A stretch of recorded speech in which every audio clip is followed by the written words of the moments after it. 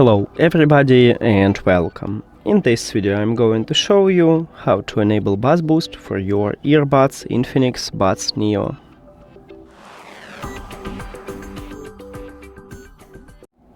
You have to start by open VLIVE application.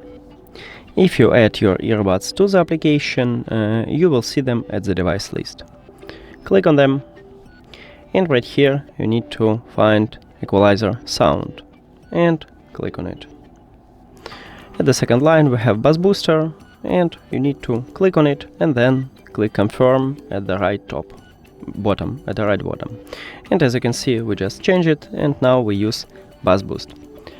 That's it. Thank you for watching this video. If you found it helpful, please consider subscribing to the channel and leave the like on the video. See you later.